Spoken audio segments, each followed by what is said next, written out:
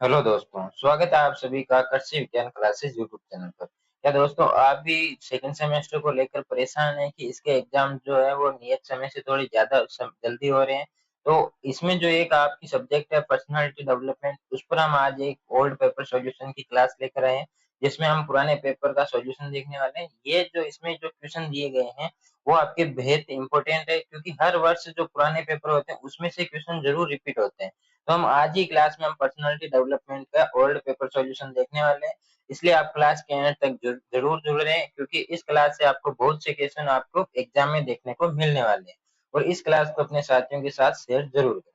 तो चलिए बिना किसी देरी के हम आज की क्लास को शुरू करते हैं। सबसे पहले आपको जैसा कि पता है, जैसे आपने पहला सेमेस्टर दिया तो उसमें पैटर्न का तो आपको पता लग ही गया है कि किस टाइप के क्वेश्चन पूछे जाते हैं, कितने छोटे क्वेश्चन पूछे जाते हैं। तो सबसे पहला जो छोटा क्वेश्चन हमारे आता है, जिसमें लगभग 13 डेफिनेशन आपको दी होती है, जिसमें से आपको 10 डेफिनेशन जो होती है वो आपको लिखनी होती है, जिसमें आपको 2 से 3 लाइन में आंसर देना होता है। जिसमें सबसे पहला जो क्वेश्चन आया वो आया फीडबैक क्या होती है, यानी कि फीडबैक क्या होती है। जैसे कि मैं आपको अभी पढ़ा रहा हूँ, तो आप अपना जो फीडबैक देंगे उसी से मेरे को पता चलेगा कि ये जो क्लास थी उससे आपको कितना समझ में आया, क्या चीज इसमें इम्प्रूव करनी चाहिए, क्या नहीं करनी चाहिए। जैसे आप लाइक करेंगे या कमेंट करके बताएंगे कि आपको क्लास कैसी लगी, तो वो क्या होता है, फीडबैक होता है। जिससे क्या पता चलता है कि जो कम्युनिकेशन था, जो संचार था, वो प्रभावी रूप से सफल हुआ या नहीं हुआ। इसका पता हमें किससे चलता है, फीडबैक से चलता है। फीडबैक वह प्रतिक्रिया है जो संदेश प्राप्त करने वाला व्यक्ति प्रेषक को देता है, यानी कि मैं क्या हो गया, जो आपको प्रेषक यानी कि संदेश देने वाला हो गया, और जो आप प्राप्त करने वाले हैं। तो आप जो अपना फीडबैक देंगे वही क्या होगा, फीडबैक होगा। यानी कि आप जो अपने इस क्लास को देखकर कमेंट करेंगे कि क्लास कैसी लगी, क्या इसमें इम्प्रूव करना चाहिए या क्या कमी रह गई, तो उससे क्या कहते हैं, फीडबैक कहते हैं। ये बताता है कि संदेश सही प्रकार से समझा गया है या नहीं गया है। प्रभावी संचार के लिए फीडबैक जो होती है बहुत आवश्यक होती है, जो कि मैंने बता दिया कि फीडबैक क्या होती है। नेक्स्ट क्वेश्चन आपका आया धारणा। धारणा क्या होती है कि ये एक मानसिक प्रक्रिया होती है, यानी कि ये एक जो मन की प्रक्रिया होती है। जैसे कि किसी व्यक्ति की जो प्रति विशेष व्यक्ति की जो धारणा होती है वो अलग अलग होती है। यानी कि जैसे कि मेरी जो धारणा है वो किसी वस्तु या किसी व्यक्ति को लेकर अलग हो सकती है, और वही सेम व्यक्ति के लिए आपकी जो धारणा है वो अलग हो सकती है। यानी कि सोचने का एक नजरिया होता है। वह मानसिक प्रक्रिया है जिसके द्वारा व्यक्ति अपने आसपास की जो जानकारी को समझता है और उसका अर्थ निकालता है। यानी कि आपके जो भी आसपास के जो लोग हैं, वस्तुएं हैं, वातावरण है, उसको आप कैसे समझते हैं, उसका कैसा अर्थ निकालते हैं, तो वो क्या होती है, धारणा होती है। हर व्यक्ति की धारणा उसके अनुभव, ज्ञान और सोच पर निर्भर करती है। सही सही धारणा सही निर्णय लेने में सहायता करती है। यानी कि आपकी यदि दूसरे के प्रति धारणा सही है तो आप क्या करेंगे, सही निर्णय लेंगे। और वही आपकी यदि नेगेटिव धारणा है दूसरे के प्रति, तो कहीं ना कहीं आप गलत निर्णय भी ले सकते हैं। प्रेरणा यानी कि मोटिवेशन। मोटिवेशन क्या होता है कि एक ऐसी आंतरिक या बाहरी शक्ति होती है जो क्या करती है कि व्यक्ति को कार्य करने के लिए प्रोत्साहित करती है। यानी कि जैसे कि हम बात करें कि जो बाहर यानी कि आप कोई वीडियो देखते हैं या कोई भी ऐसे व्यक्ति की बात सुनते हैं, या कोई भी मतलब बड़ी गाड़ियां वगैरह जो देखते हैं, उससे क्या होता है कि आपको एक मोटिवेटेड होते हैं, और आप क्या करते हैं, मेहनत करके आप भी चाहते हैं कि हम इसको अचीव करें। तो वो क्या होता है, बाहरी मोटिवेशन होता है। एक क्या होता है, आंतरिक मोटिवेशन क्या होता है कि आप अपने निजी मतलब अपने मन की शांति के लिए कोई काम कर रहे हैं, और उसमें अगर आपको शांति मिल रही है, तो वो क्या होता है, आंतरिक मोटिवेशन होता है। ये व्यक्ति को लक्ष्य प्राप्त करने के लिए लगातार प्रयास करने की प्रेरणा देता है। जैसे कि यदि हम बात करें कि आपको गवर्नमेंट जॉब है, तो उससे क्या है कि आपको यदि गवर्नमेंट जॉब पाने की इच्छा है, और उसमें क्या है कि आप मोटिवेशन के साथ यदि उसको तैयारी करते हैं, तो उसमें क्या है कि लगातार प्रयास करने की प्रेरणा देता है। कौन, मोटिवेशन। प्रेरणा से कार्य क्षमता और प्रदर्शन दोनों में वृद्धि होती है। नेक्स्ट आपके आता है कृषि प्रसार, या जिसे हम कहते हैं एक्सटेंशन। एक्सटेंशन एजुकेशन के आपके पहले सेमेस्टर में एक सब्जेक्ट भी थी। आई होप आपको अच्छे से, यदि आपने पढ़ी है तो आपको पता है कि एक्सटेंशन एजुकेशन होता क्या है।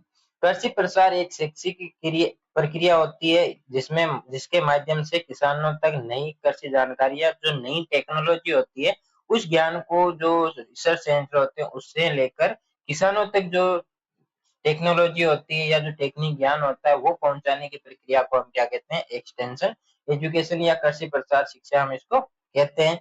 इसका उद्देश्य क्या है कि किसानों के ज्ञान और कौशल दोनों की आय में वृद्धि करना, यानी कि जो किसानों को नॉलेज, स्किल और इनकम जो होती है उसको इम्प्रूव करना। यानी कि किसान नई नई टेक्नोलॉजी को अपनाए, जिससे क्या है कि जो प्रोडक्शन ज्यादा होगा, तो प्रोडक्शन ज्यादा होगा जब उनकी इनकम भी क्या होगी, बढ़ेगी। और नई नई टेक्नोलॉजी का उपयोग करेंगे तो उनमें क्या है कि नई नई स्किल भी इम्प्रूव होती है। ये वैज्ञानिक खेती को बढ़ावा देती है। नेक्स्ट आता है वैल्यू। वैल्यू क्या होता है कि हर व्यक्ति के जीवन में किसी भी व्यक्ति या वस्तु की अलग अलग वैल्यू होती है।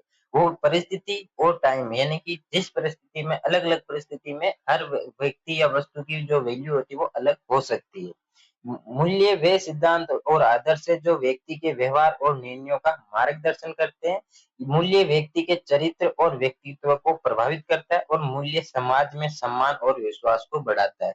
और ये भी आप लिख सकते हैं कि जो मूल्य होता है वो परिस्थिति के अनुसार बदल सकता है। यानी कि जैसे कि यदि हम बात करें कि यदि आप कहीं रेगिस्तान में हैं और वहां पे आपको आपको प्यास लगी है, तो वहां पे आपको किसकी वैल्यू होगी पता चलेगी, वहां पे आपके लिए जो पानी होगा उसकी वैल्यू सबसे ज्यादा होगी। नेक्स्ट आपके आता है टीएटी। इसका पूरा नाम आपसे पूछा जा सकता है। टीएटी क्या है कि एक प्रोजेक्ट व्यक्तित्व परीक्षण के एक विधि होती है, एक टेस्ट होता है, परीक्षण होता है, जिससे क्या होता है कि जिसमें चित्र दिखाकर कहानी लिखने को कहा जाता है। यानी कि यदि हम कोई भी, जैसे आपको कोई चित्र दिखाया जाए और आपको बोला जाए कि इससे आपको चित्र देख के कोई कहानी लिखनी है, तो उसको हम क्या कहते हैं, टीएटी हम इसको कहते हैं। इसका पूरा नाम आपसे पूछा जा सकता है, और तो ये आपको पता होना चाहिए। और इसका विकास किसने किया था? इसका विकास किया था हेनरी मेरे और क्रिस्टियाना मॉर्गन ने इसका विकास किया था। ये क्वेश्चन आपसे पूछा जा सकता है कि टीएटी का विकास किसने किया था। इसमें क्या होता है कि व्यक्ति की प्रेरणा, भावनाएं और व्यक्तित्व का अध्ययन किया जाता है। नेक्स्ट आपके आता है नीड, जिसे हम कहते हैं आवश्यकता। तो आवश्यकता क्या होती है? जैसे कि आपको किसी वस्तु की आवश्यकता है या आपको उसको खरीदने की इच्छा है, तो वो क्या है कि आपकी आवश्यकता होती है। आवश्यकता वह कमी या इच्छा है जिसे पूरा करना व्यक्ति के लिए आवश्यक हो जाता है, जैसे कि खाना हो गया, वो जो सॉरी मकान हो गया, कपड़ा हो गया। तो ये सब क्या है कि आवश्यकता है, यानी कि नीड है। आवश्यकता व्यक्ति के व्यवहार और प्रेरणा को प्रभावित करती है। मास्लो ने आवश्यकता का क्रमबद्ध सिद्धांत भी प्रस्तुत किया था। नेक्स्ट क्वेश्चन आपके आता है आंख से संपर्क। आंख से संपर्क का क्या मतलब होता है? बिना बोले, यानी कि आपने देखा होगा कि कोई व्यक्ति जो होता है वो आंखों के इशारों से आपस में बात करते हैं, तो वो क्या होता है, एक गैर मौखिक संचार की एक प्रक्रिया होती है। एक होती है मौखिक, जिसमें हम बात करके, जैसे मैं आपको बता रहा हूँ तो मैं क्या बोल रहा हूँ और आप सुन रहे हैं, और फिर वो क्या होगी, एक मौखिक संचार हो गया।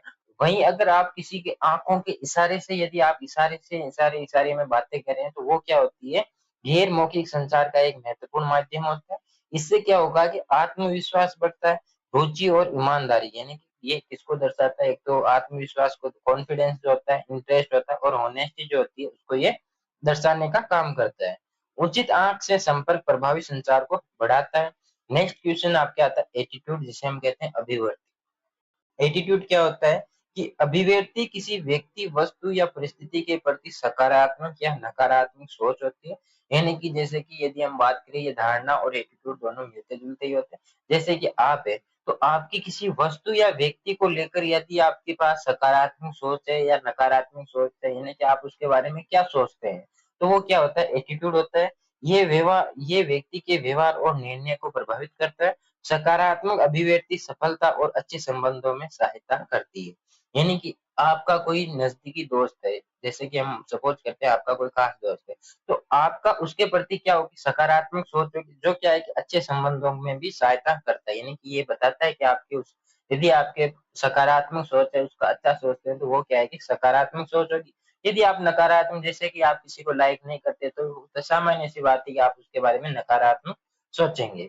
लीडर या नेता, नेता क्या होता है इसको समझाने की ज्यादा आवश्यकता है नहीं वैसे, कि नेता एक ऐसा व्यक्ति होता है जो दूसरों का मार्गदर्शन या प्रेरणा देता है, जो कि आजकल भारत में ये सब काम होता नहीं है। नेता समूह को लक्ष्य प्राप्त करने के लिए प्रेरित करता है। यानी कि इसमें क्या होता है, जो किसी, जैसे कि हम पॉलिटिकल की बात ना करके यदि हम बात करें, जैसे कोई समूह है, तो उस समूह का जो लीडर होता है उसको माने कि हम वो नेता है, तो वो क्या करेगा, उस पूरे समूह को लक्ष्य प्राप्त करने के लिए प्रेरित करेगा, मोटिवेट करेगा।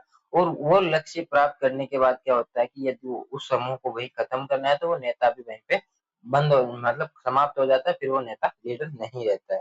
अच्छे नेता पर में आत्मविश्वास होना चाहिए, ईमानदारी होनी चाहिए, और निर्णय लेने की क्षमता होनी चाहिए। यानी कि ये तीन गुण एक अच्छे लीडर में होने चाहिए। कि एक तो उसमें कॉन्फिडेंस होना चाहिए कि मैं पूरे समूह को मतलब नियंत्रित कर सकता हूँ, इसका मार्गदर्शन कर सकता हूँ, इतना कॉन्फिडेंस होना चाहिए। एक उसमें ईमानदारी होनी चाहिए, इनके ऑनेस्ट होना चाहिए, वो ऐसा नहीं है कि उसके वो बोल कुछ और रहा है और मन में वो कुछ और ही सोच रहा है, यानी कि धोखेबाज नहीं होना चाहिए लीडर। और निर्णय लेने के, यानी कि कुछ नेता जो होता है वो उसमें समूह में कुछ ऐसी परिस्थितियां भी आ जाती है जिसमें लीडर जो होता है वो सही समय पर सही निर्णय नहीं लेता, तो वो समूह क्या है, कहीं ना कहीं क्या होता है कि लक्ष्य के मार्ग से भटक जाता है। तो जो निर्णय लेने की क्षमता होती है वो भी एक लीडर में होनी चाहिए।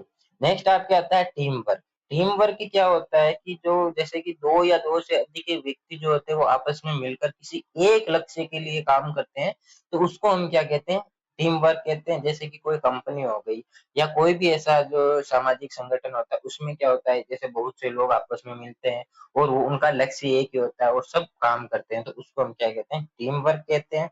इसमें सहयोग, समन्वय और आपसी विश्वास आवश्यक होते हैं। अच्छा टीम वर्क कार्य की गुणवत्ता और सफलता को बढ़ाता है। नेक्स्ट आपके आता है शारीरिक आवश्यकता। शारीरिक आवश्यकताएं क्या होती है कि शारीरिक में आ गया भोजन, पानी, वायु, नींद और आश्रय जो होते हैं, ये सब इसमें शामिल होते हैं। मास्लो के आवश्यक सिद्धांत का ये सबसे पहला स्तर होता है। फिर आता है एमबीटीआई, ये आपसे पूछा जा सकता है, जो कि वेरी मोस्ट इंपोर्टेंट है, तो इसको आप स्टार लगा लेना। एमबीटीआई क्या होता है कि व्यक्तित्व जो होता है, पर्सनैलिटी जो होती है, इसके प्रकारों को पहचानने के लिए एक प्रसिद्ध मनोवैज्ञानिक परीक्षण होता है, यानी कि एक टेस्ट होता है। मायरस ब्रिग्स टाइप इंडिकेटर इसका पूरा नाम होता है। इसे पूरा नाम आपको पूछा जा सकता है। ये पूछा जा सकता है कि एमबीटीआई होता है क्या है। एमबीटीआई के अनुसार जो पर्सनालिटी होती है उसको कितने भागों में बांटा गया है, वो होता है आपके 16 प्रकारों में, 16 टाइप में इसको वर्गीकृत किया गया है। इसका उपयोग शिक्षा, कैरियर, संगठनात्मक विकास के लिए किया जाता है। तो ये हमारे जो क्वेश्चन थे डेफिनेशन टाइप के क्वेश्चन थे, लगभग 13 क्वेश्चन इसमें आते हैं, कुछ यूनिवर्सिटियों में 12 भी आते हैं, जिसमें से आपको लगभग 10 क्वेश्चन आपको इसमें से करने होते हैं, जो कि बहुत सिंपल सिंपल क्वेश्चन आते हैं। जैसे कि जो टॉपिक होता है, जैसे पर्सनालिटी डेवलपमेंट, इसमें जो आपके डेफिनेशन यहाँ से पूछी जाएगी वो आपको पर्सनालिटी डेवलपमेंट पूछी जाएगी। यदि आपके जैसे जो टॉपिक है इंटेलिजेंस यानी कि बुद्धिमत्ता था, तो इसमें आपको यहाँ पे पूछा जाएगा इंटेलिजेंस क्या होता है। तो जितने भी जो टॉपिक होते हैं मेन, तो उनकी परिभाषा आपको याद कर लेनी है, जिससे आपको मोटा मोटा 10 जो 13 क्वेश्चन आते हैं उसमें से आपको 7 से 8 क्वेश्चन जो होते हैं वो मिल जाएंगे।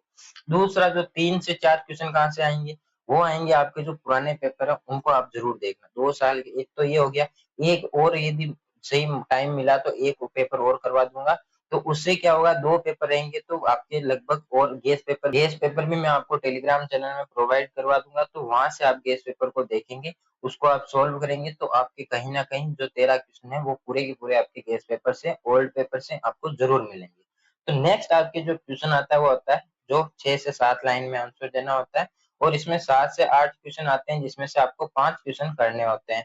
तो सबसे पहला यहाँ पे क्वेश्चन दिया गया है कि एटीट्यूड जो होता है इसके विभिन्न प्रकारों के बारे में आपको बताना है। तो एटीट्यूड क्या होता है, जैसे किसी व्यक्ति के प्रति हमारी क्या सोच है, यानी कि हम उसके बारे में सकारात्मक सोचते हैं या नकारात्मक सोचते हैं। तो यदि आप कोई आपका खास है तो सामान्य सी बात है कि आप उसके बारे में सकारात्मक सोचेंगे, और यदि आप किसी को लाइक नहीं करते तो उसके बारे में आप क्या करेंगे, नकारात्मक सोचेंगे। अभिव्यक्ति या एटीट्यूड जिसे हम कहते हैं कि किसी व्यक्ति, वस्तु, विचार या परिस्थिति के प्रति व्यक्ति की मानसिक प्रवृत्ति या सोच होती है, ये व्यक्ति के व्यवहार और निर्णय को प्रभावित करती है। यदि हम बात करें टाइप ऑफ एटीट्यूड की, तो सबसे पहला आता है पॉजिटिव एटीट्यूड। पॉजिटिव एटीट्यूड में क्या होता है कि सकारात्मक एटीट्यूड में व्यक्ति हर परिस्थिति को आशावादी दृष्टिकोण से देखता है।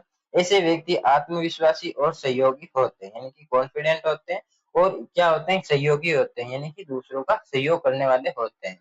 तो ये क्या करते हैं, पॉजिटिव एटीट्यूड रखते हैं, यानी कि दूसरों के प्रति या खुद के प्रति भी सकारात्मक सोचते हैं, यानी कि किसी भी परिस्थिति होती है तो उसमें क्या है कि एक आस लगा के बैठते हैं कि हाँ ऐसा करने से ये ऐसा, इसका जो कोई भी समस्या होती है उसका सॉल्यूशन निकाला जा सकता है। दूसरा आता है नकारात्मक अभिव्यक्ति। नकारात्मक अभिव्यक्ति क्या होता है कि व्यक्ति हर कार्य में कठिनाई या कमी खोजता है। जैसे कि यदि हम बात करें कि इसमें क्या होता है कि कोई भी व्यक्ति होता है उसके जीवन में थोड़ी सी जैसे ही कठिनाई आती है, तो वो क्या करता है कि हाँ ये तो बहुत कठिन है, ये मेरे से होगा ही नहीं, या जैसे हम बात करें कि पहले सेमेस्टर में मैथ की हम बात करें जो कि बेस्ट उदाहरण है। इसमें क्या होता है कि सामान्य सी बात है कि एग्रीकल्चर के स्टूडेंट के लिए मैथ पढ़ना कोई सामान्य बात नहीं होती, वो बहुत डरता है उससे। जबकि मैथ इतनी हार्ड भी नहीं है आपके सेमेस्टर में, यदि आप ढंग से 2 से 3 टॉपिक भी, लगभग इतने ही 5-6 टॉपिक है, जिसमें से 3 या 4 टॉपिक आप ढंग से पढ़ लेते हैं तो भी आप पास हो सकते हैं अच्छे नंबरों से। तो यदि आप एक तो जो पॉजिटिव एटीट्यूड वाला व्यक्ति जो होता है वो क्या करेगा कि ये सोचेगा हाँ मैथ ही तो है, एक बार पढ़नी है, सेमेस्टर में आसानी से निकाल सकते हैं। दूसरा व्यक्ति क्या करेगा, नहीं यार मैं तो मैथ पढ़ ही नहीं सकता, मेरे को तो आता ही नहीं है, मैं कैसे समझूंगा। तो वो क्या होता है कि नेगेटिव एटीट्यूड वाला व्यक्ति जो होता है वो उसमें कमियां खोजता है या कठिनाइयां खोजता है। दूसरा, तटस्थ अभिव्यक्ति, वो क्या करता है कि तटस्थ अभिव्यक्ति व्यक्ति किसी पक्ष का समर्थन या विरोध नहीं करता है, ये क्या करता है पहले सभी तथ्यों का मूल्यांकन करता है। यानी कि तीसरा जो एटीट्यूड का टाइप होता है वो ऐसा व्यक्ति आता है कि वो ना तो ऐसा बोलता है कि हाँ मैं कर लूंगा, ना ऐसा बोलता है कि ये कठिनाई है या खोज मतलब कमियां नहीं खोजता, वो क्या करता है कि पहले उसको मूल्यांकन करता है, देखता है, फिर उसमें कुछ बात बोलता है। तो ये था हमारा टाइप ऑफ एटीट्यूड का, जो कि बहुत आसान है। 3 प्रकार के होते हैं, पॉजिटिव, नेगेटिव और जो नेचुरल होते हैं या तटस्थ जिसे हम कहते हैं, वो 3 न्यूट्रल जिसे हम कहते हैं न्यूट्रल। 3 प्रकार के ये होते हैं एटीट्यूड, तो आपको तीनों प्रकारों के याद होने चाहिए, या आपसे क्वेश्चन पूछा भी जा सकता है। नेक्स्ट आपके आता है बुद्धि यानी कि इंटेलिजेंस के प्रकारों के बारे में बताने, यानी कि टाइप ऑफ इंटेलिजेंस, यानी इसकी डेफिनेशन भी आपको इंटेलिजेंस की हो गई, एटीट्यूड की होगी, धारणा की होगी, ये सब आपको डेफिनेशन भी पूछी जा सकती है। तो बुद्धिमत्ता क्या होती है, इंटेलिजेंस क्या होती है कि सीखने, समझने, तर्क करने तथा समस्याओं का समाधान करने की एक क्षमता होती है। प्रकारों की यदि हम बात करें तो पहली आती है जनरल इंटेलिजेंस, जिसमें क्या होता है कि सभी प्रकार के कार्य करने में सहायता करती है।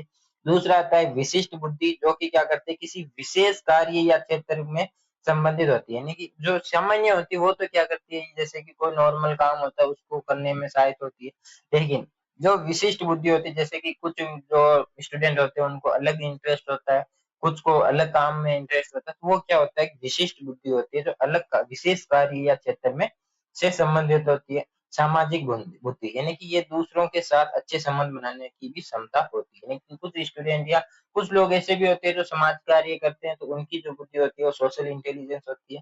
भावनात्मक बुद्धि, जो कि अपनी तथा दूसरों की भावनाओं को समझने और नियंत्रित करने की क्षमता होती है, यानी कि कुछ लोग ऐसे होते हैं जो एक दूसरे की भावनाओं से जुड़ते हैं, उनके बारे में समझते हैं, उनको मतलब समझा सकते हैं, तो ऐसे भी कुछ लोग होते हैं। नेक्स्ट आपके क्वेश्चन आता है व्यक्तित्व विकास का महत्व का वर्णन करना है, यानी कि explain the importance of personality development. सबसे पहले तो हम बात करते हैं पर्सनालिटी डेवलपमेंट क्या होता है। पर्सनालिटी डेवलपमेंट में क्या होता है कि personality development is the process of improving person knowledge, behaviour, skill and confidence, यानी कि कोई भी व्यक्ति जो होता है वो कुछ सीख कर अपने अंदर जो व्यक्तित्व में क्या क्या इम्प्रूव करता है, एक तो नॉलेज यानी कि ज्ञान, बिहेवियर यानी व्यवहार, स्किल यानी कि कौशल या कोई भी स्किल जो होती है उसको इम्प्रूव करता है, और कॉन्फिडेंस, यदि इन तीनों को चारों को सुधारता है तो वो क्या कहलाता है, पर्सनालिटी डेवलपमेंट कहलाता है। और इन चारों के सहयोग को यानी कि संगठन को हम क्या कहते हैं, पर्सनालिटी कहते हैं, यानी कि किसी भी व्यक्ति के व्यवहार हो गया, उसके जो नॉलेज वगैरह जो होते हैं, कॉन्फिडेंस, इन सभी के संगठन को, गठन को क्या कहते हैं हम, व्यक्तित्व या पर्सनालिटी कहते हैं।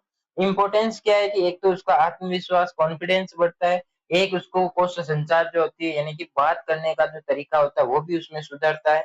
नेतृत्व क्षमता बढ़ जाती है, यानी कि वो किसी भी समूह का लीडर बन सकता है, नेता बन सकता है, उसका मार्गदर्शन कर सकता है।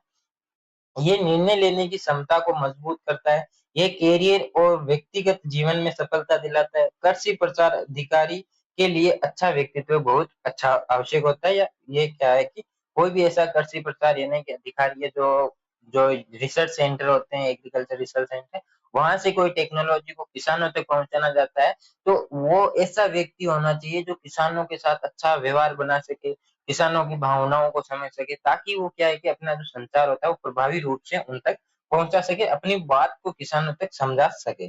नेक्स्ट क्वेश्चन आपके आता है टाइप ओ और टाइप ए और टाइप बी, जो बिहेवियर होता है उसमें आपको अंतर बताना है। तो टाइप ए क्या होता है उसके बारे में हम देखते हैं। टाइप ए वाले व्यक्ति जो होते हैं वो क्या होते हैं, बहुत महत्वाकांक्षी होते हैं और बहुत प्रतिस्पर्धा होते हैं, यानी कि ये क्या होते हैं जैसे एक दूसरे से होड़ करते हैं कि ये इतना कर रहा है तो मैं भी इतना करूं, और ये क्या करते हैं कि बहुत जल्दबाजी बहुत दिखाते हैं, यानी कि जल्दी जल्दी काम करते हैं, ये समय हर समय चिंतित रहते हैं, अधिक तनाव महसूस करते हैं और सफलता प्राप्त करने की तीव्र इच्छा होती है। यानी कि ये क्या होता है कि शांत दिमाग से नहीं सोचते हैं, ये एक दूसरे से तुलना करते हैं कि ये मतलब जैसे कि यदि हम बात करें आपकी या स्टूडेंट की बात करें तो वो क्या करता है कि इसके इतने नंबर आ रहे हैं तो मैं भी इतने नंबर लाऊं, वो एक साथ दो तैयारी कर रहा है तो मैं भी एक साथ दो तैयारी करूँ। तो ऐसी भावना किसकी होती है, टाइप ए वाले बिहेवियर वाले जो लोग होते हैं उनकी ऐसी महत्वाकांक्षा या ऐसी सोच होती है।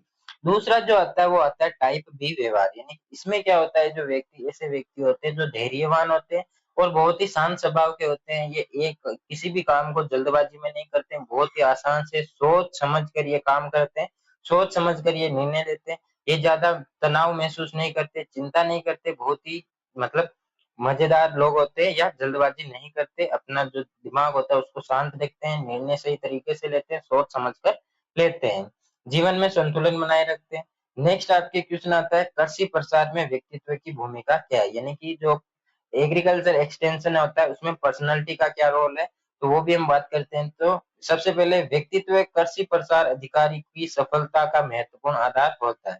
यानी कि जो एक्सटेंशन जो एग्रीकल्चर एक्सटेंशन जो वर्कर होते हैं, जो अधिकारी होते हैं, जो कि किसानों से बात करते हैं, उनको टेक्नोलॉजी के बारे में समझाते हैं, तो उनके लिए जो पर्सनालिटी रहती है वो बहुत अच्छी होनी चाहिए, तभी वो किसानों को समझ पाएंगे, किसानों को अपनी बात समझा पाएंगे।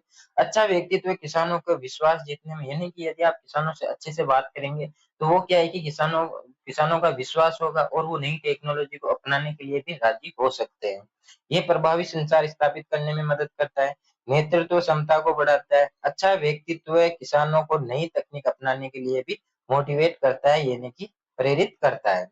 ये कृषि विकास कार्यक्रमों की सफलता में महत्वपूर्ण भूमिका निभाता है। फिर नेक्स्ट क्वेश्चन आपके आता है मास्लो के आत्म साक्षात्कार सिद्धांत का वर्णन करा, जो कि सबसे इंपॉर्टेंट क्वेश्चन है। ये क्वेश्चन आपसे पूछा जा सकता है कि जो जितने भी जो मास्लो के जो सिद्धांत होते हैं उनमें से आपके क्वेश्चन जरूर आएगा। तो ये जो इस सब्जेक्ट के जो संपूर्ण जो लेक्चर होते हैं, संपूर्ण सिलेबस आपके यूट्यूब पर अवेलेबल है।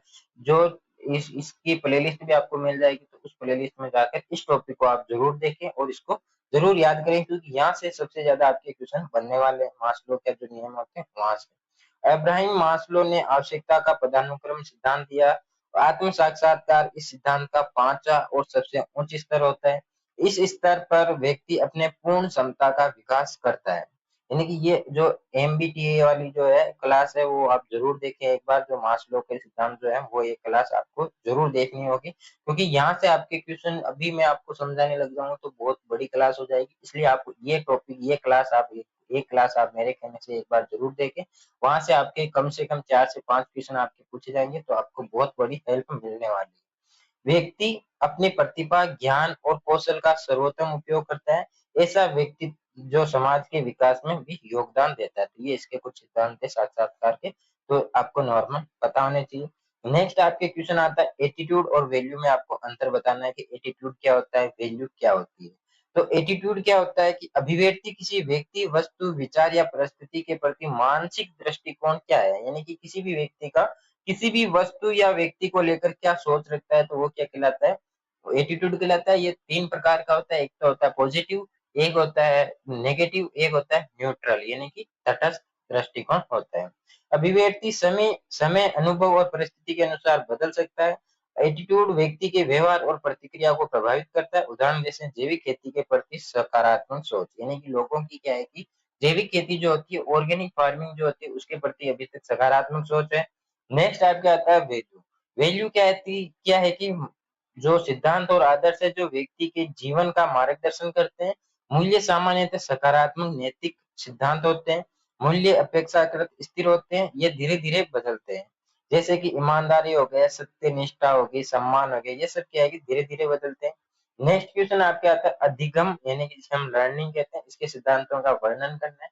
अधिगम क्या होता है, लर्निंग क्या होता है, जैसे कि कुछ ना कुछ नया सीखना, वो आप कहाँ कहाँ से सीख सकते हैं, यानी कि किताबों से सीख सकते हैं, समाज से सीख सकते हैं, और भी कई तरीके हो सकते होते हैं लर्निंग के। तो वो क्या होता है वो भी हम आगे, इसका एक बड़ा क्वेश्चन भी आने वाला है, वो भी हम देखेंगे कि लर्निंग क्या होते हैं, इसके टाइप क्या होते हैं, ये कितने प्रकार का होता है, वो सब हम आगे देखेंगे। यहाँ पे आपको बताना सिद्धांतों के बारे में, तो जो लर्निंग होती है वो कभी रुकने वाली प्रक्रिया नहीं है, ये निरंतर चलने वाली प्रक्रिया होती है। सीखने के लिए जो सीखने वाले की तैयारी आवश्यक होती है। नियमित अभ्यास से सीखना अधिक प्रभावी होता है। प्रोत्साहन और पुरस्कार, यानी कि जैसे कि क्या होता है 12th से पहले क्या होता है कि आपको कुछ मतलब क्लास में फर्स्ट आना है, कुछ पुरस्कार मिलेगा, प्रोत्साहन मिलेगा, तो उसके लिए आप लर्निंग करते हैं, सीखते हैं। सीखना अनुभव और सहभागिता का पर आधारित होना चाहिए। सीखा हुआ ज्ञान जीवन में उपयोगी होना चाहिए, यानी कि ऐसा नहीं है कि आप रट्टू तोते बन जाओ, यानी कि जो पर्सनालिटी डेवलपमेंट है। जैसे इसी सब्जेक्ट की यदि हम बात करते हैं, तो आप इस सब्जेक्ट को अभी रट रहे हैं, आपने पेपर दे दिया, या एक बात सोचें कि आपने ओल्ड पेपर या वन शॉट क्लास देखकर ये पेपर दे दिया, तो ये आपका सीखना नहीं हुआ, ये आपका केवल पेपर पास करना हुआ। ये सीखना तब होता है जब आप पर्सनालिटी डेवलपमेंट को सीखते हैं, समझते हैं और उसको अपने जीवन में उतारते हैं, यानी कि खुद की जो पर्सनालिटी होती है उसको डेवलप करते हैं, तो वो क्या होता है कि सीखना उसे कहते हैं। नेक्स्ट क्वेश्चन आपके आता है, यानी कि जो हमारे 3 क्वेश्चन तो यहाँ पे हो चुके हैं, जिसमें हमने 6 मतलब 7-8 क्वेश्चन आते हैं, जिसमें से लगभग आपको किसी यूनिवर्सिटी में 5 करने होते हैं, किसमें 4 करने होते हैं। तो वो भी यहाँ पे हमने कंप्लीट कर लिए। अब हमारे जो क्वेश्चन आता है लास्ट, जो कि बड़े वाले आते हैं, जिसमें आपको क्वेश्चन 4 में 1-2 तरीके के आते हैं, ए और बी। जिसमें ए में आपके 2 या 3 क्वेश्चन आते हैं, जिसमें से आपको 1 करना होता है, और जो बी होता है उसमें से आपके 3 आते हैं, जिसमें से आपको 2 क्वेश्चन करने होते हैं। तो सबसे पहला यहाँ पे बड़ा क्वेश्चन जो आया है वो आया, लर्निंग को परिभाषित कीजिए और अधिगम के विभिन्न सिद्धांतों का वर्णन आपको यहाँ पे करना है, यानी कि जो लर्निंग के सिद्धांत होते हैं वो आपको बताने हैं। अनुभव और अभ्यास के परिणाम स्वरूप व्यवहार में होने वाले अपेक्षाकृत स्थायी परिवर्तन को हम क्या कहते हैं, लर्निंग कहते हैं। यानी कि कोई भी व्यक्ति, ऐसा व्यक्ति जिसको कुछ सीखा है, उसने कुछ अभ्यास किया, कुछ अनुभव करने के बाद उसमें जो भी स्थायी रूप से जो परिवर्तन आता है उसके पर्सनालिटी में, तो उसको हम क्या कहते हैं, लर्निंग कहते हैं। इसके बाद आता है इसकी थ्योरी, यानी कि यदि हम बात करें इसके थ्योरीज की, तो सबसे पहले आती है प्रयास एवं त्रुटि सिद्धांत, जो कि आपके दिया था थॉर्नडाइक ने ये दिया था। ये सिद्धांत जो है वो वेरी इंपॉर्टेंट है, यहाँ से आपके क्वेश्चन पूछा जाएगा। तो लर्निंग के, बुद्धिमत्ता के, ये सब सिद्धांत आपको पता होने चाहिए, ये आप जरूर याद करें। तो सबसे पहला जो सिद्धांत दिया था, प्रयास और त्रुटि सिद्धांत, यानी कि प्रयास से यदि हम लगातार कोई एक वस्तु या एक ही किसी चीज को सीखने के लिए लगातार प्रयास करते हैं, उसमें त्रुटि होती है, उसमें फिर आप सुधार करते हैं, तो उसको कौन सा सिद्धांत बताया उसने, प्रयास और त्रुटि सिद्धांत। जैसे कि यदि हम बात करें साइकिल चलाना सीखते हैं या बाइक चलाना सीखते हैं, तो उसमें आप गिरते भी हैं, मतलब ऐसा नहीं है कि सभी गिरते हैं, कुछ नहीं भी गिरते हैं। तो यहाँ पे आप बोलते हो कि सर मैं तो नहीं गिरा था, तो ऐसा भी नहीं है। कुछ लोग क्या होती है, मतलब आप, ऐसा तो है नहीं पहली बार में आप ट्रेंड हो गए साइकिल चलाने में, बाइक चलाने में, तो क्या होता है, प्रयास करते हैं, गिरते हैं, गलतियां करते हैं, उसको सुधारते हैं। तो ये क्या है कि सिद्धांत इस पर आधारित होते हैं। अनु इस सिद्धांत के अनुसार व्यक्ति बार बार प्रयास करता है, गलतियों को सुधारता है और सीखता है। सफल प्रयास सीखने को मजबूत बनाते हैं। जैसे कि उदाहरण, बच्चा साइकिल चलाना बार बार प्रयास करके सीखता है। अब यहाँ पे केवल साइकिल का उदाहरण दिया, तो आपको ये रटना नहीं है कि साइकिल ही लिखे पेपर में, आप यहाँ पे मोटरसाइकिल भी लिख सकते हैं, कार भी लिख सकते हैं, ट्रैक्टर भी लिख सकते हैं। इसके बाद आपका नेक्स्ट जो सिद्धांत आता है, शास्त्रीय अनुबंधन सिद्धांत। शास्त्रीय अनुबंधन सिद्धांत में क्या होता है कि इस सिद्धांत के अनुसार सीखना उद्दीपक और प्रतिक्रिया के संबंध में होता है। जैसे कि यदि हम बात करें, इसमें जो सिद्धांत ये दिया था, ये पावलोव ने दिया था, और इन्होंने क्या है कि एक कुत्ते पर प्रयोग किया था। ये कुत्ते को एक निश्चित समय पर क्या है कि जैसे आप उसको एक मतलब एक कोई भी कुत्ता है, तो उसको एक निश्चित नाम, एक ही नाम से यदि आप बुलाते हैं, तो वो क्या है कि उसको कुछ समय बाद वो उस नाम से, जैसे आप, आपका नाम कुछ भी हो, जैसे आप सोचते हैं ना, जैसे आपको कुछ नाम लेके पुकारते, जैसे उसको यदि हम वो नाम लेते हैं, तो वो भी सोचता है कि हाँ मेरे को ही बुला रहे हैं। या कोई निश्चित समय पर उसको खाना दे रहे हैं, तो वो क्या है कि उसका एक नियम बन जाता है कि उसी टाइम उसको खाना चाहिए तो चाहिए ही। पावलोव का मतलब कुत्ते पर प्रयोग करके सिद्धांत को सिद्ध किया था। नेक्स्ट आपके आता है क्रियात्मक अनुबंधन सिद्धांत, जो कि स्किनर ने दिया था। इसमें क्या होता है कि जैसे कि आपको कोई भी मतलब आपको ऐसा दिया जाता है कि आप यदि इतने नंबर आ गए तो आपको पुरस्कार दिया जाएगा, या इतने से कम नंबर आए तो आपको दंड दिया जाएगा। तो इससे भी लोग क्या करते हैं, सीखते हैं। यानी कि पुरस्कार अच्छे व्यवहार को बढ़ाता है, यानी कि यदि आप में अच्छी क्वालिटी है, मतलब आज में कुछ अच्छे गुण है, तो आपको पुरस्कार दिया जाता है। वहीं अगर आप में कुछ अवांछित आदत है, तो उसको छुड़ाने के लिए आपको दंड भी दिए जाते हैं। फिर आता है सूझ सिद्धांत, जो कि कोहलर ने दिया था। इसमें क्या होता है कि इस सिद्धांत के अनुसार व्यक्ति समस्या का समाधान अचानक समझकर सीखता है। इसमें सोच और समझ का महत्वपूर्ण योगदान होता है। तो ये एक नॉर्मल सा सिद्धांत होता है। फिर आपके आता है सोशल लर्निंग थ्योरी, यानी कि ये किसने दिया था, बंडूरा ने ये दिया था।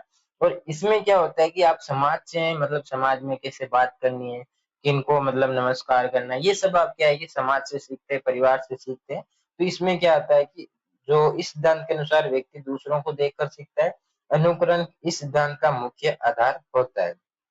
नेक्स्ट क्वेश्चन आपके आता है टीम वर्क की अवधारणा, यानी कि इसमें जो हमने चर्चा की थी वो की थी हमने लर्निंग क्या होती है, लर्निंग के सिद्धांत, जो कि लगभग हमने कितने सिद्धांत देखे, 5 सिद्धांत हमने यहाँ पे देखे हैं। तो पांचों सिद्धांत आपको पता होने चाहिए कौन कौन से होते हैं, नाम आपसे पूछा जा सकता है, यानी कि जो छोटा क्वेश्चन आता है 2 नंबर वाले, उसमें आपसे पूछा जा सकता है कि जो लर्निंग के थ्योरीज के नाम बताओ, तो वहां पे आपको केवल नाम बताने हैं।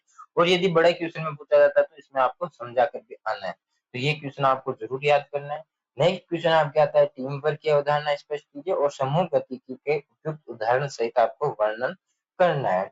तो टीम वर्क क्या होता है कि जब 2 या 2 से अधिक व्यक्ति मिलकर एक ही लक्ष्य के लिए काम करते हैं तो उसको हम क्या कहते हैं, टीम वर्क कहते हैं। और टीम वर्क में सहयोग, समन्वय और आपसी विश्वास विशेष महत्व रखता है। टीम वर्क की परिभाषा मैंने आपको बता दी कि जब एक ही लक्ष्य के लिए 2 या 2 से अधिक व्यक्ति काम करते हैं तो उसको टीम वर्क कहते हैं। और इसका इंपोर्टेंस क्या है कि एक तो कार्य जो होता है वो जल्दी होता है, यानी कि कार्य करने की जो क्षमता होती है वो बढ़ जाती है। एक तो कोई व्यक्ति ऐसा है जो एक काम को एक जना ही कर रहा है, और एक एक ही काम को यानी एक ही लक्ष्य प्राप्ति को लिए 10-15 जने या और भी ज्यादा हो सकते हैं, इतने लोग काम कर रहे हैं, तो वो क्या है कि काम थोड़ा जल्दी होता है। जो समस्याओं का समाधान भी मतलब सबकी बुद्धि अलग-अलग होती है।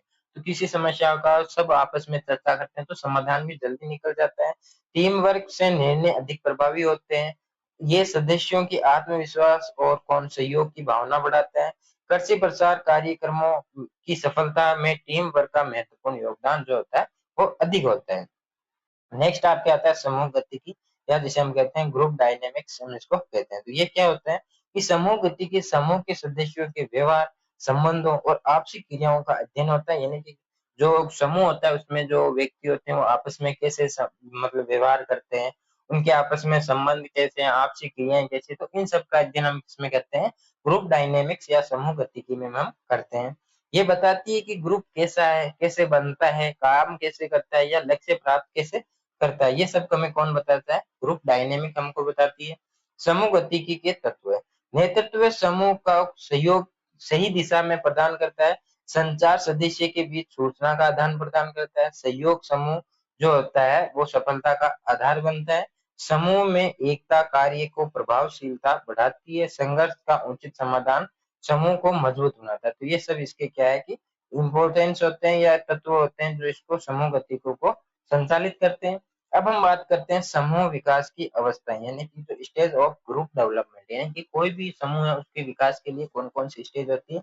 तो सबसे पहले आता है गठन, यानी कि किसी भी समूह को निर्माण करना, उसमें किसी किसी व्यक्ति को लेना है, कौन कौन से काम उसको देने हैं। दूसरा आता है मतभेद, यानी कि जो समूह के जो सदस्य होते हैं उनमें आपसी मतभेद नहीं होना चाहिए, यानी कि विचारों में मतभेद हो सकते हैं तो उसको कंट्रोल करना चाहिए। नियम बनाना, यानी कि किसी भी ग्रुप बिना नियम के तो वो चल नहीं सकता, उसमें एक कठोर नियम होने चाहिए कि ये गलती नहीं करनी है, ये ऐसे करना है, इतना टाइम, ये सब उसमें क्या है कि एक नियम होने चाहिए। कार्य निष्पादन, यानी कि सभी को अपने अपने काम देने चाहिए, यानी कि ऐसा नहीं है कि हर व्यक्ति कोई काम कर रहा है, कोई व्यक्ति काम कर रहा है, तो ऐसा नहीं होना चाहिए। प्रत्येक व्यक्ति को उसका अलग डिपार्टमेंट जिसमें उसकी स्किल अच्छी हो, कौशल हो, ज्ञान हो, तो नॉलेज हो, तो वो सब उसको अलग अलग देना चाहिए।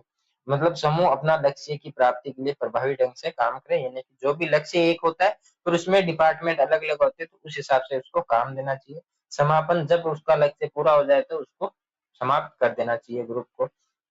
एग्जाम्पल की यदि हम बात करें, टीम वर्क का उदाहरण हो गया आपके किसान उत्पादन संगठन, और समूह गतिकी का उदाहरण हो गया स्वयं सहायता समूह। कृषि प्रशिक्षण शिविरों में किसान मिलकर नई तकनीक सीखते हैं।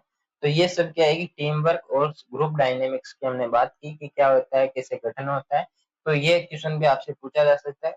और नेक्स्ट क्वेश्चन जो आपके आता है सबसे इम्पोर्टेंट, वो आता है आपके पर्सनैलिटी का, यानी कि व्यक्तित्व और उसके प्रकार बतानी है आपको। कृषि प्रसार में उसकी क्या भूमिका आती है वो भी आपको इसमें बतानी है।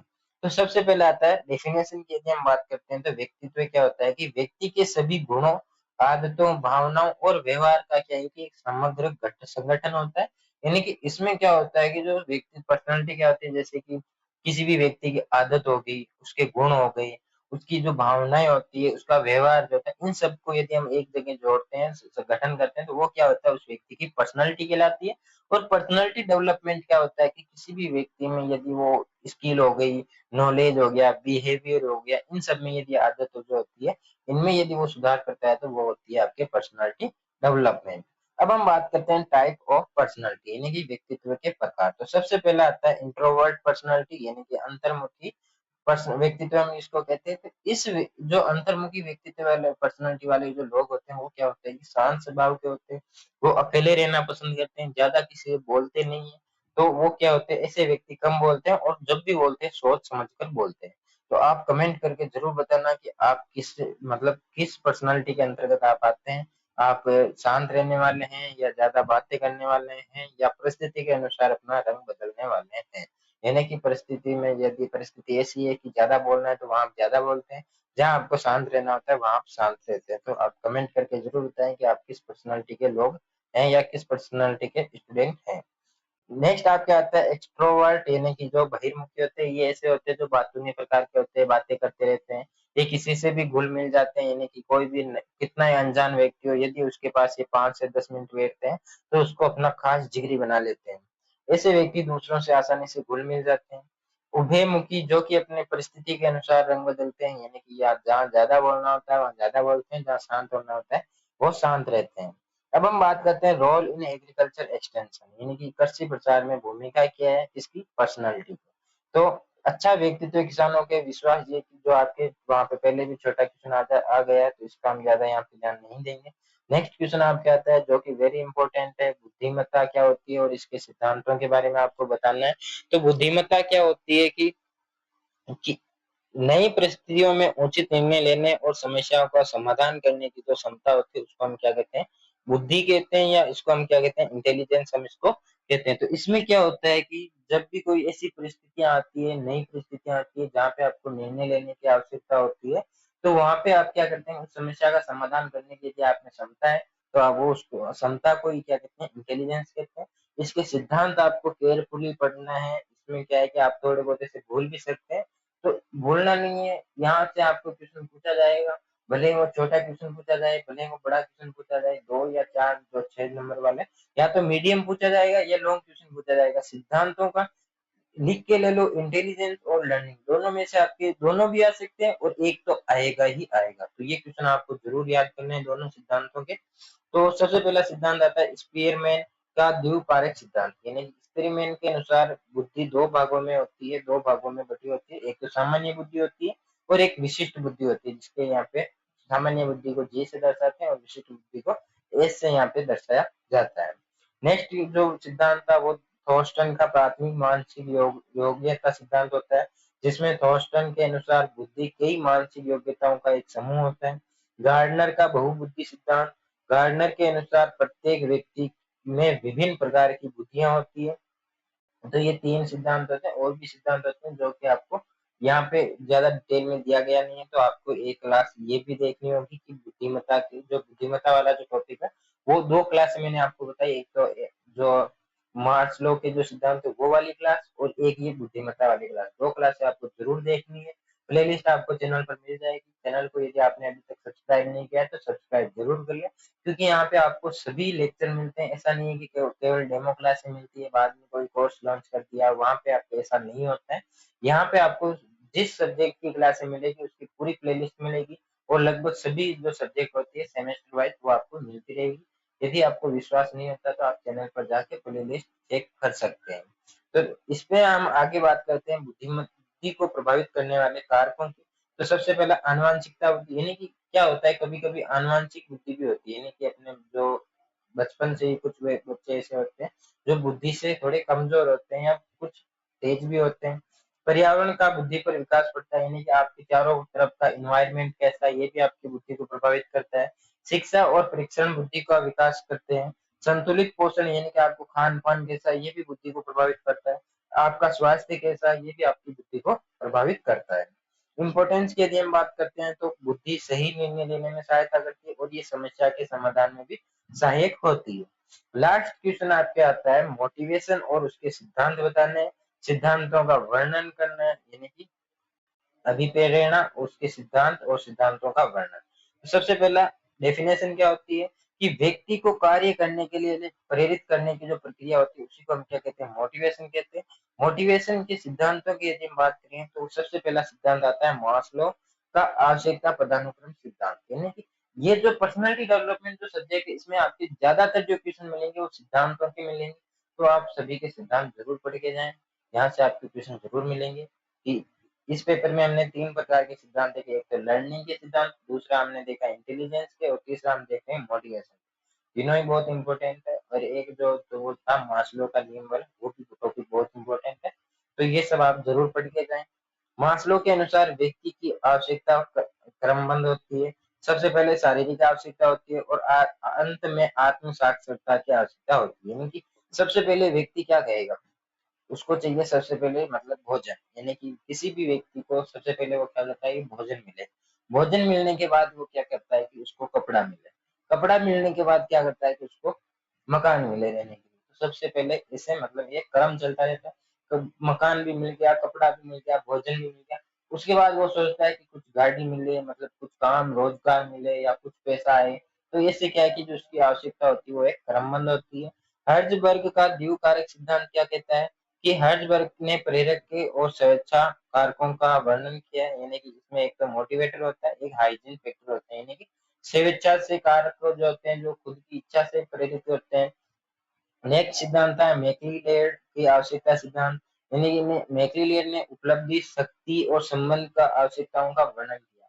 यानी कि कोई भी व्यक्ति है उसको ऐसा चाहिए कि वो मतलब जैसे आप है, तो आप पढ़ाई क्यों करें ताकि आप अच्छा मतलब गवर्नमेंट जॉब करें, तो अच्छी कोई गवर्नमेंट जॉब करें।